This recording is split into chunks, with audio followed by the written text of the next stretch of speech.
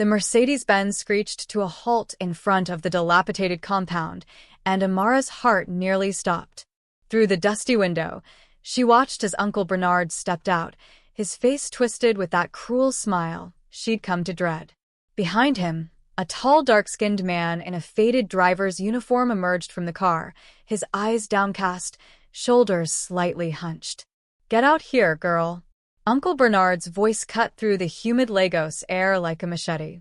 "I've found someone to take you and that bastard child you're carrying off my hands." Amara's hand instinctively moved to her slightly swollen belly. 3 months pregnant at 19, orphaned 6 months ago when her parents died in that terrible bus accident on the Ibadan Expressway. She'd thought things couldn't get worse. She was wrong. Her aunt, Uncle Bernard's wife, stood in the doorway wringing her hands, unable to meet Amara's eyes. The other relatives who'd gathered whispered among themselves, some shaking their heads, others nodding in approval. "You think anyone else would want damaged goods?" Uncle Bernard spat, grabbing her arm roughly. "This driver, Kwame, he's agreed to marry you. Be grateful someone's willing to clean up your mess." The man called Kwame finally looked up, and for a brief moment, Amara caught something in his eyes. Something that didn't match his humble appearance or the way he stood there accepting Uncle Bernard's condescending pats on the shoulder. It was there, and gone so quickly she thought she'd imagined it. "The wedding is tomorrow," Uncle Bernard announced to the gathered crowd.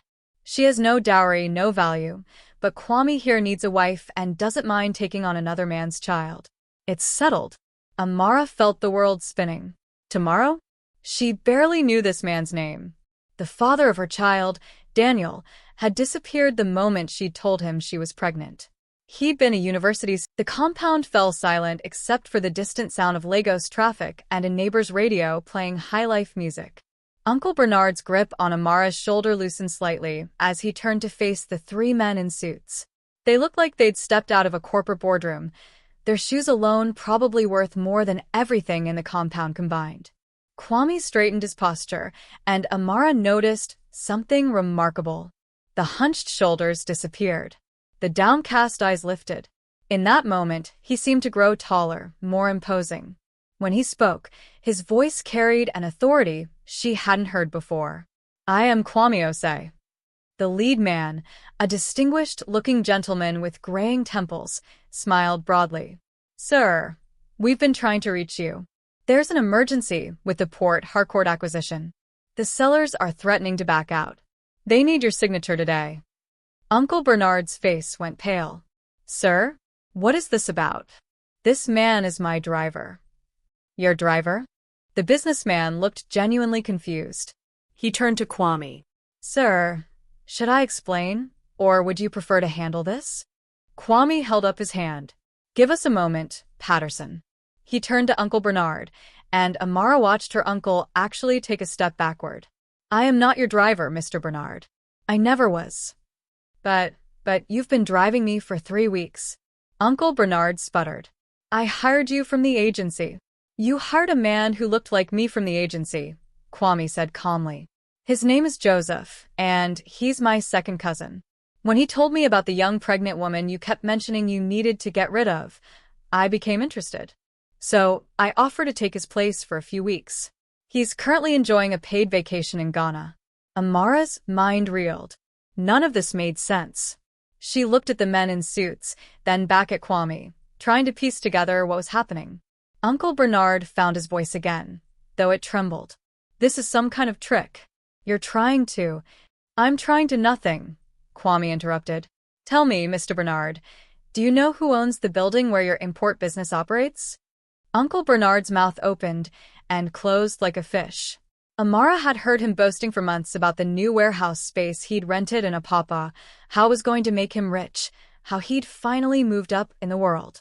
"I do," Kwame continued, "because I own that building. I own 17 commercial properties in Lagos, 12 in Abuja, and 8 in Port Harcourt. I also own Osei Enterprises, which your sources tell you is interested in partnering with small import businesses. Your business, specifically." The color drained completely from Uncle Bernard's face. The relatives who'd been watching the scene began murmuring frantically among themselves. Aunt Gloria gasped and grabbed the doorframe for support. You see, Kwame said, walking slowly around Uncle Bernard like a professor delivering a lecture, I make it my business to know about the people I deal with. When Joseph told me about you, I did some research. Your business practices are questionable, Mr. Bernard. But what really caught my attention was how you treated your own niece. A young woman who lost both parents and came to you for help, only to be called names and treated like garbage. Amara felt tears streaming down her face. Someone had seen. Someone had cared enough to notice. So, I came to see for myself, Kwame continued. I watched you. I listened. And what I found disgusted me. You planned to marry her off to what you thought was a poor driver, just to be rid of her. You were going to keep the insurance money her parents left behind, money that should go to her. Uncle Bernard tried to speak, but no words came out. Patterson, the world seemed to tilt on its axis. Daniel looked different from the confident university student who'd sweet-talked his way into Amara's heart 7 months ago. His clothes were rumpled, his face unshaven, and his eyes darted nervously around the compound before landing on her. When their eyes met, he quickly looked away. What is the meaning of this? Uncle Bernard demanded, though his voice had lost its earlier authority. He seemed to shrink further with each new arrival. The police officer, a stern-looking woman with commander stripes on her uniform, consulted her notepad. We're looking for Miss Amara Adeyemi. We have information regarding Mr. Daniel Okafor here. Amara's voice came out as barely a whisper. I'm Amara. The officer's expression softened slightly. Miss Adeyemi, I'm Commander Nwosu. Mr. Okafor has been arrested for fraud. He's been running a romance scheme targeting young women across 3 states. You're the 7th victim to come forward. She paused, her jaw tightening. I'm very sorry, but we need you to know that Daniel Okafor is not a university student. He's 28 years old and has been running these schemes for 5 years. The compound erupted again. Amara felt her legs give way, but Kwame was there instantly, catching her before she fell. He guided her gently to sit on the bench by the compound wall, his touch respectful, almost brotherly. There's more, Commander Nwosu continued. Mr. Okafor has 3 other children with different women, all of whom he abandoned. He specifically targets young, vulnerable women, often orphans or those without strong family support. He promises them marriage, gets them pregnant, and then disappears with whatever money or valuables he can take. Amara thought she might be sick. She remembered now. Her mother's gold necklace had gone missing around the time Daniel stopped returning her calls. She thought she'd misplaced it in the chaos after her parents' deaths. You. Uncle Bernard suddenly lunged toward Daniel, but 2 of Kwame's associates held him back. You dishonored my niece. You brought shame to this family. Your niece? Commander Nwosu's eyebrows rose. Interesting. Because according to our investigation, you knew about Mr. Okafor's real identity 3 weeks ago. The compound went deathly silent. One of Mr. Okafor's previous victims contacted you, Mr. Bernard, the commander continued, pulling out another document. She warned you about him, even sent you photos and evidence. But you never told Amara, did you? Instead, you used her situation to try to marry her off quickly. Uncle Bernard's face turned ashen. That's not. I was protecting the family honor. You were protecting your access to her inheritance, Kwame said coldly. Commander Nwosu and I have been working together on this case. When I discovered Daniel's connection to Amara, I reached out to the police. We've been building a case not just against Daniel, but against everyone who enabled him. Aunt Gloria collapsed onto the ground, sobbing. Bernard, what have you done? That poor girl. Little Grace was still clinging to Amara, and now she looked up with her innocent eyes. Is Auntie Amara going to be okay? It was that simple question from a child that broke through Amara's shock. She looked down at Grace, then at her own belly where new life was growing. She thought about her parents, how they'd worked so hard to build something for her future. How they'd bought that land in Lekki, dreaming of the day they'd build a house there. How they'd taken out that insurance policy to protect her if anything happened to them. They'd loved her. They'd planned for her.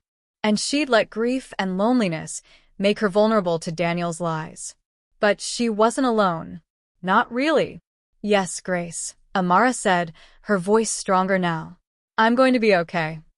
She stood up, gently releasing Grace, and walked over to where Daniel stood in handcuffs. He couldn't meet her eyes. Look at me, she said. Slowly, reluctantly, he raised his head. I loved you, Amara said simply. I believed every word you said. And you used that against me. She placed her hand on her belly. But this child is innocent. This child is mine. And I will give them the life they deserve. Daniel's facade finally cracked. Amara, I'm sorry. I never meant. You meant exactly what you did, she interrupted. But your actions don't define me. They don't define my child. You're just a mistake I'll learn from. Commander Nwosu nodded approvingly. Well said, Miss Adeyemi. Mr. Okafor will be facing charges for fraud, theft, and child abandonment across. The knife struck Kwame's arm, tearing through his sleeve and drawing blood. But he didn't flinch. With one swift motion, he twisted Uncle Bernard's wrist, forcing him to drop the weapon. Commander Nwosu's officers were on Uncle Bernard in seconds, slamming him to the ground and cuffing him. Add attempted murder to his charges, Commander Nwosu said grimly. Mr. Osei, we need to get you medical attention. Amara stared at the blood seeping through Kwame's shirt, her mind struggling to process what had just happened. This man, this stranger, had literally taken a knife meant for her. I'm fine, Kwame said, though his jaw was tight with pain. It's just a scratch. It's not a scratch, Amara said, finding her voice. She turned to one of the relatives still lingering. Get clean cloth and water. Now. The authority in her voice surprised even herself. Maybe it was the shock of nearly being stabbed. Maybe it was everything that had happened in the last hour. But something inside Amara had shifted. She was done being the helpless victim. As Uncle Bernard was dragged away, screaming threats and curses, and Gloria approached Amara hesitantly. I'm sorry, she whispered. I should have protected you. I should have stood up to him. But I was afraid. Amara looked at the woman who'd fed her but never defended her, who'd given her a roof but never kindness. You made your choices, Auntie. I hope you can live with them. Patterson had already called for a private doctor, who arrived within 15 minutes. As the doctor cleaned and bandaged Kwame's wound, Amara sat beside him, still trembling from the adrenaline. You could have been killed, she said quietly. Kwame smiled, though she could see pain in his eyes. But I wasn't. And neither were you. That's what matters. The doctor confirmed the cut wasn't deep and would heal cleanly with proper care. As he packed up his supplies, Patterson approached with several documents. Everything is in order, Miss Adeyemi. The insurance money will be in your account by morning. The land deed is being processed. I've also taken the liberty of preparing options for legal counsel, financial advisors, and real estate consultants, should you decide to sell the property. Amara looked at the papers, at these strangers who'd swooped in and changed her entire life in less than 2 hours. I don't understand. What do you want from me? There must be something. Kwame shook his head. I want nothing except to see you succeed. But I understand your suspicion. You've been betrayed by people who should have protected you.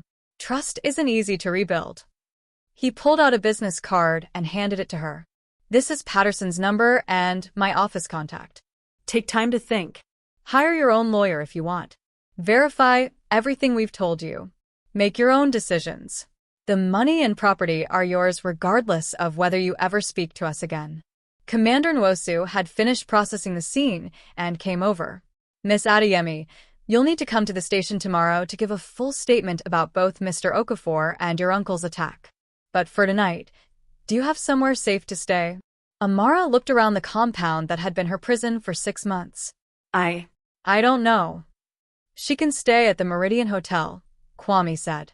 I'll arrange a suite. Secure, comfortable, and she can have time to figure out her next steps. I can't accept. You can and you will, Kwame said firmly. Consider it compensation for the trauma my investigation inadvertently put you through. If I hadn't sent Daniel's information to the police when I did, this confrontation might have happened differently. Little Grace suddenly broke free from her mother's grasp and ran to Amara, wrapping her arms around her waist. Don't leave me here with them, she sobbed. Please, Auntie Amara. They're going to be so angry. Amara's heart clenched. She looked at Aunt Gloria, whose face was a mask of shame and fear. The other relatives were already leaving, wanting no part of the scandal that would surely follow. Grace should come with me tonight, Amara said. At least until things settle down. Aunt Gloria nodded quickly, relief evident on her face. Yes, yes. That would be best. I'll pack some of her things. An hour later, Amara found herself in the back of Kwame's Mercedes, the real one, not the modest car he'd been pretending to drive. Grace was beside her, clutching a small backpack and looking out the window with wonder as they drove through Victoria Island toward the hotel. Patterson was in the front passenger seat, making calls and arrangements. Kwame sat beside Amara in the back, his bandaged arm resting carefully. I've been thinking, Amara said as they passed glittering high-rises and upscale shops. About the land. If I sell it for 40 million and I have 8 million from the insurance, that's 48 million naira. Yes, Kwame confirmed. I could do a lot with that money. I could invest it. Start a business. But I've been thinking about something else. She looked at Grace, who'd fallen asleep against her shoulder. I want to help girls like me, like your mother was. Girls who are pregnant, orphaned, vulnerable. He smiled, genuine warmth in his expression. Thank you for reminding me why I do this work. I have a feeling Adeyemi House is going to change a lot of lives. After he left, Amara stood at the window, looking out over Lagos. The city lights sparkled like promises.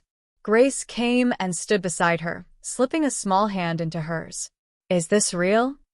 Grace whispered. Or will we wake up and be back there? It's real, Amara said, squeezing her hand. And we're never going back. She placed her other hand on her belly, where her child was growing. You hear that, little one? Your mama's going to build something amazing. Not just for us, but for everyone who needs it. Her phone buzzed with a text from Patterson confirming the hotel charges were covered and providing contact information for the next day's appointments. As she read it, another message came through from an unknown number. This is Kwame. I forgot to mention something important. That company interested in buying your land? I'm one of the partners. I wanted you to know before we proceed. Full transparency.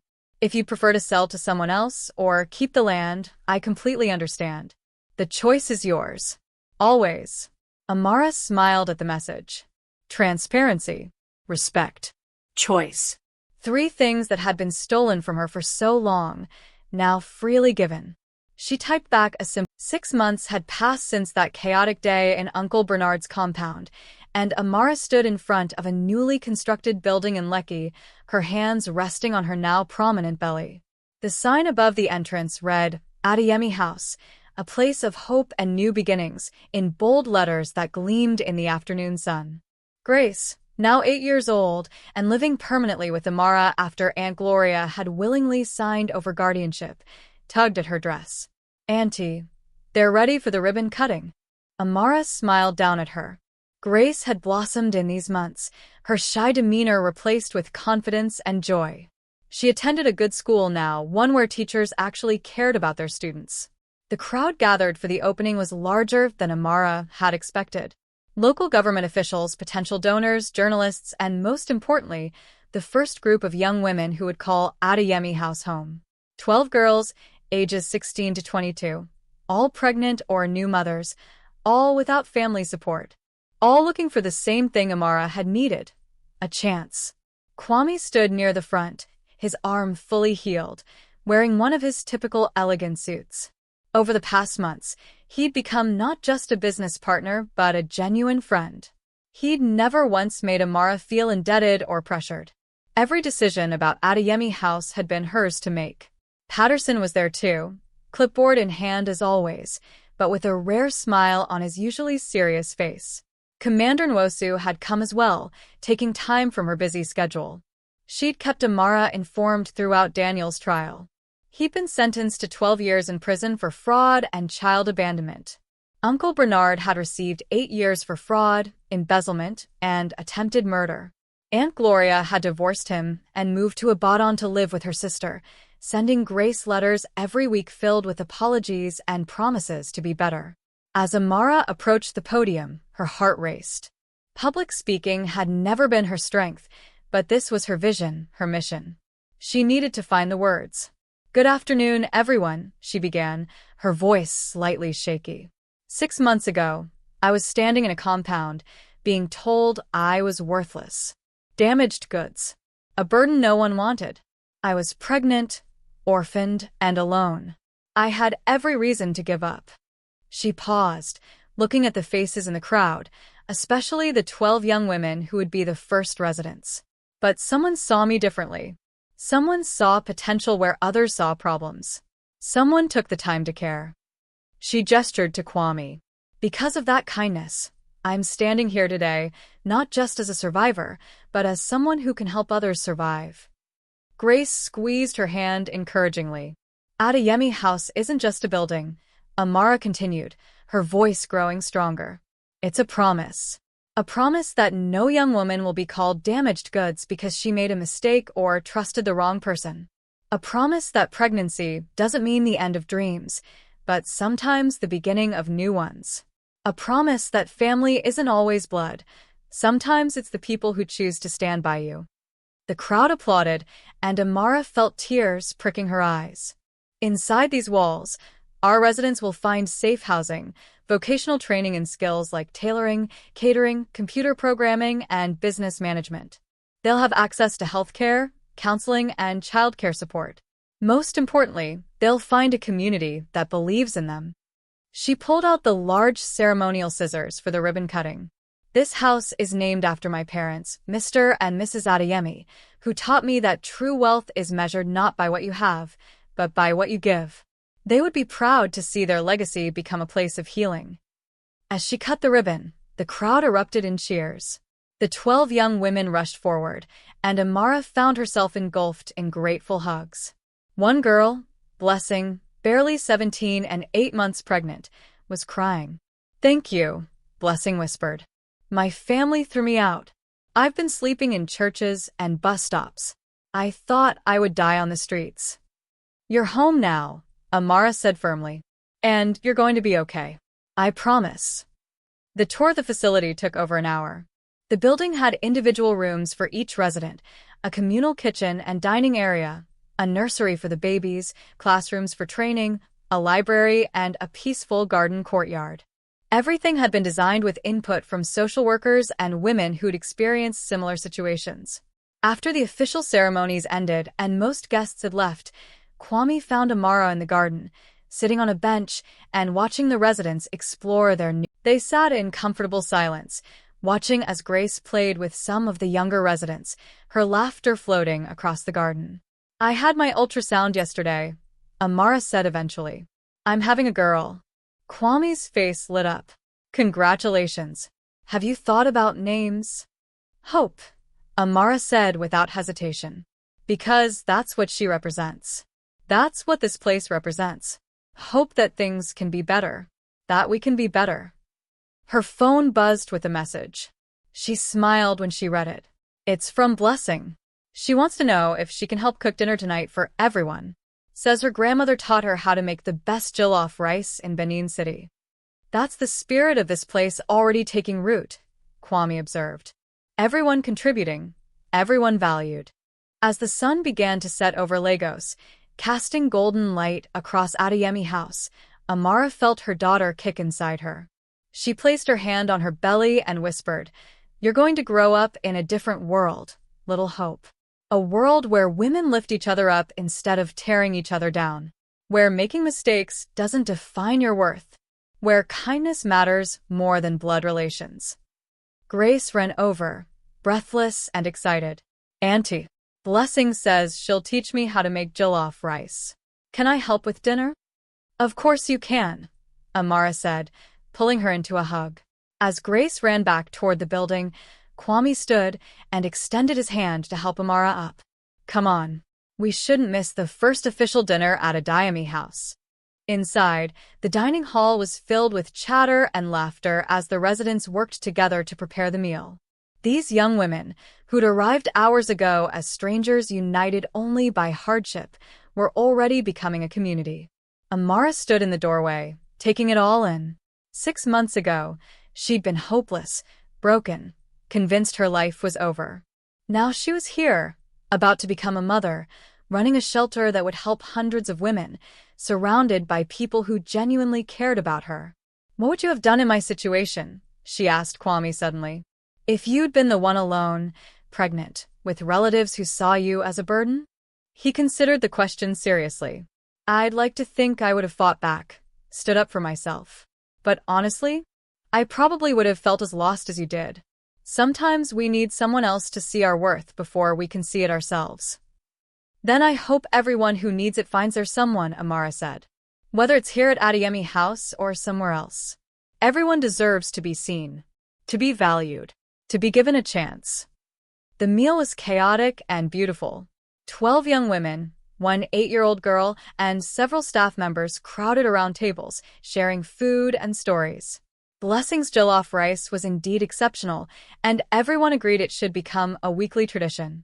After dinner, as the residents settled into their rooms for their first night in their new home, Amara walked through the halls one final time. She could hear soft conversations, a baby crying, someone singing a lullaby. This was real. This was happening. Lives were being changed, including her own.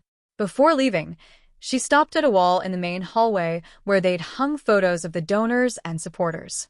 Front and center was a picture of her parents on their wedding day, young and full of dreams. "We did it, Mama. Papa," she whispered.